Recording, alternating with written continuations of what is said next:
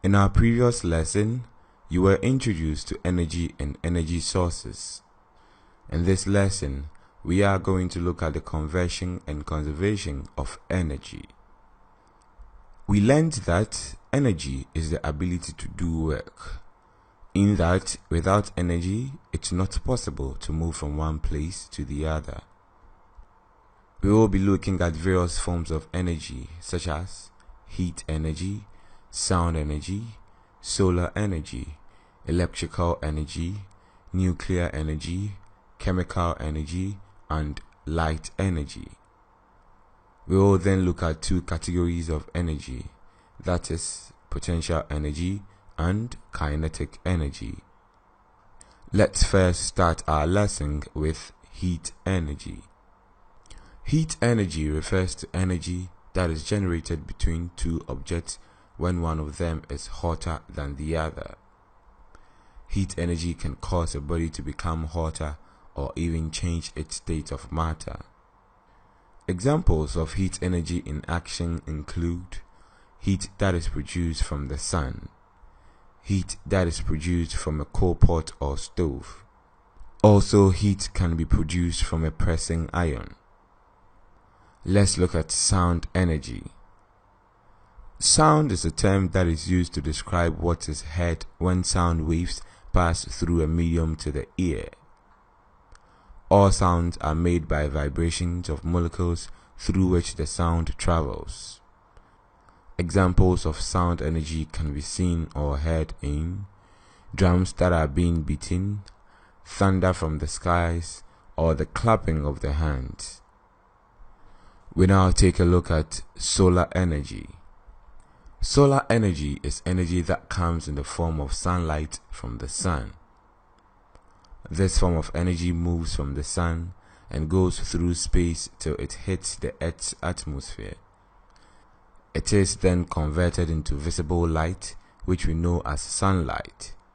This sunlight contains energy that is used for various purposes on Earth. Examples of solar energy can be seen in solar panels used to generate electricity, and energy from sunlight that is used by plants to prepare food in a process known as photosynthesis. Electrical energy is our next form of energy to consider. Electrical energy refers to energy that can be used to move charged particles through a conducting medium such as an electrical wire from a power plant travel to our homes, offices, and schools. The movement of these charged particles through the wire is known as the electric current. Examples of electrical energy in action can be seen through power lines that have cables joining the power stations to various parts of a country. These cables contain the charged particles that are being moved by the electrical energy. Also, electrical energy is what powers the electrical appliances in our homes. Nuclear energy is our next energy to consider. Nuclear energy is energy that holds the nuclei of atoms together. Atoms are the simplest blocks that make up matter. Every atom has a very small nucleus in its core. Normally, nuclear energy is hidden inside these atoms. This hidden energy can be released from the atoms by processes called nuclear fission or nuclear fusion. Nuclear energy can be generated in special facilities known as nuclear plants. We now look at chemical energy. Chemical energy is energy that is produced during chemical reactions. Examples of chemical energy can be seen in car batteries that contain chemicals such as lead. Small batteries that we use also contain chemicals such as alkaline. The last type of energy we are going to look at is light energy. Light energy is the only form of energy that we can actually see directly. All the other forms of energy cannot be seen by the naked eye. We can see this energy in action in light bulbs, light from flashlights, light from lanterns, light from the sun as sunlight, light that is produced from certain insects known as fireflies. There are two main forms of energy we need to consider in this lesson, which are very important. These are potential energy and kinetic energy. Let's first start by looking at what potential energy is. Potential energy is energy that an object has because of its position relative to some other objects. It is the energy stored within an object that is not moving. Therefore, we can say that anytime a body is resting, it possesses potential energy. If the body that is resting is acted upon by gravity but still does not move, we call this the gravitational potential energy. Let's look at some examples of potential energy. A man standing on a ladder high above the ground possesses potential energy. This is because there is gravity acting on the man even though he is not moving. The fruit that is hanging on the tree also possesses potential energy because if not for the branches holding it, gravity will cause it to fall or move. Water that is behind a dam is normally still and does not move. This means it possesses some potential energy. If the dam were not there, the water will move away with this energy that it possesses. An arrow that is stretched but not released possesses potential energy. There is a formula that one can use to calculate potential energy. This is given as m times g times h, where m is the mass of the body, g is the acceleration due to gravity that is acting on the body at rest, and h is the vertical height of the body from the ground. Potential energy is also a form of energy, therefore its unit is also the joules. We now take a look at kinetic energy. Kinetic energy is the energy that a body has when it is moving and not at rest. It can be observed when an object or particle is in motion. It is the kinetic energy that keeps the body moving.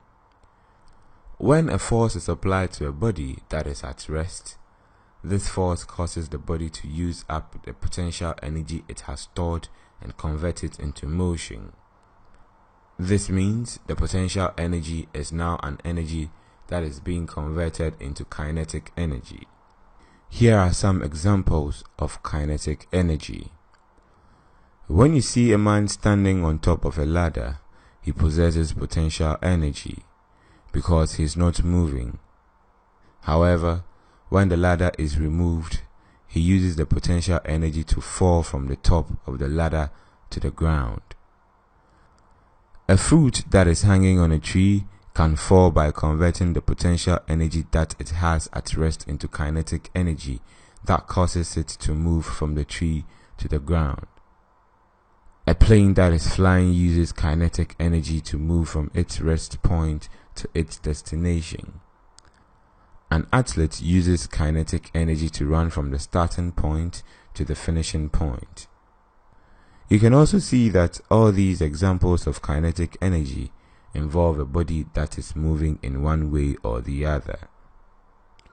The formula for finding kinetic energy is given as half times m times v squared, where m is the mass of the body and v is the velocity of the moving body of an object. Kinetic energy is also measured in joules because it is a form of energy. What do we mean by the transformation of energy? As we have already seen, energy is transformed into one way or the other. For example, a fruit that is hanging on the tree possesses potential energy because the force of gravity that is acting on it is giving it that potential to move, but it is still hanging. When the fruit finally moves, it uses the energy that is stored as potential energy and converts it into kinetic energy. This kinetic energy forces it to move to the ground. So, we have seen that potential energy can be converted into kinetic energy. This is the whole idea behind transformation of energy, changing energy from one form into another. There is a popular law regarding the conservation of energy which states that energy can neither be created nor destroyed, but it can only be transformed from one form to another. I hope you can remember this statement as we move along to complete this lesson. We will now take a look at a few real-life examples of how energy transformation occurs. Consider a flashlight. A flashlight contains dry cell batteries. These dry cell batteries are made up of chemicals. The energy in the chemicals are transformed into electric energy. The electric energy is also transformed in such a way that it produces light energy. Also, some form of heat energy is produced as a result of this. Consider an electric iron. An electric iron takes its source from electric energy. This is then converted into heat energy to help us press our clothes. A public address system is an electronic device that helps us to amplify sounds. It converts electrical energy to power the gadget in order to produce sound energy. Chemical reactions also exhibit the transformation of energy.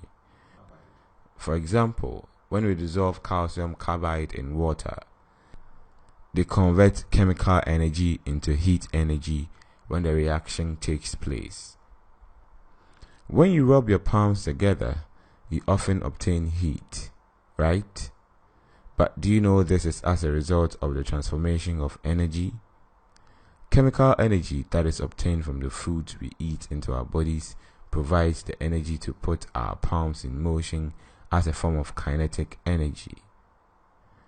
Because of this kinetic energy that keeps going on, heat energy is generated from it, as well as sound that we hear when the palms are still in motion.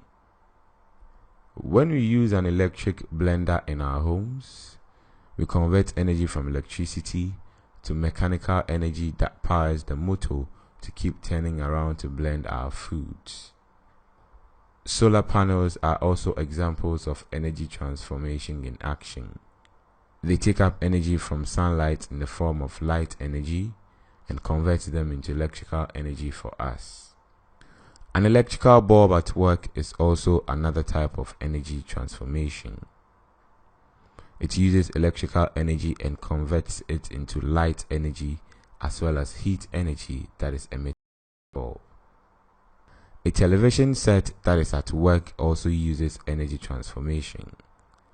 It takes electric energy and converts it into light energy that makes us see pictures, sound energy that makes us hear what comes from the television, and also some form of heat that is produced when the television is at work. We have seen that energy can neither be produced nor destroyed. Therefore, it is important that we use energy efficiently. Let's look at some of the reasons for which we need to conserve energy. Imagine if an electric dam is producing electricity from hydropower for just 1 million people, and then in 20 years' time, the population increases to say 10 million people. This means there will be a lot of demand on that same amount of electricity that is being generated from the dam. This is also true for all forms of energy. Population increases are placing a lot of demand on energy sources in our world. When demand is high, it affects the price for energy that is produced. The prices tend to go high because it becomes scarcer. People are willing to pay higher prices for the scarce energy, so producers increase the prices for energy they supply. Sometimes the energy is not sufficient to meet the demand. This causes shortages in supply of energy. You can imagine if a hydropower dam is not able to produce at same rate to meet an increase in population. It means there may be power outages. Let's look at some ways by which we can conserve energy. When you are not using electrical appliances such as light bulbs, fans, television, etc., it is important that you turn them off to conserve energy. Air conditioners should also be used only when it is really hot outside and not when the weather is cool. When you are using air conditioners, it is important to close the doors so that they don't overwork themselves and utilize more electrical energy. Always ensure that you use energy efficient appliances to reduce the cost of electricity as well as utilize electric current more effectively. If you have old gadgets, it is important to replace them because in that state, they may be utilizing electricity inefficiently or wasting it. Always insist on closing refrigerators immediately after you take out whatever you need. As much as possible, try to use natural lighting that comes through the windows into a room rather than rely on electric bulbs. There are several other ways by which you can conserve energy. Discuss with your friends this approach. Let's see why using old electrical appliances is not advisable. When older appliances were manufactured, companies were using old technologies that weren't so concerned with saving electricity. Newer models of these appliances are designed to conserve energy and reduce the cost of electricity. If you have an older refrigerator, electric stove, oven, hairdryer, etc., consider replacing it with newer energy efficient ones. These can help you save a lot of cost. We have finally come to the end of this lesson on energy conservation and conversion. I hope you had a wonderful time watching this video. Goodbye.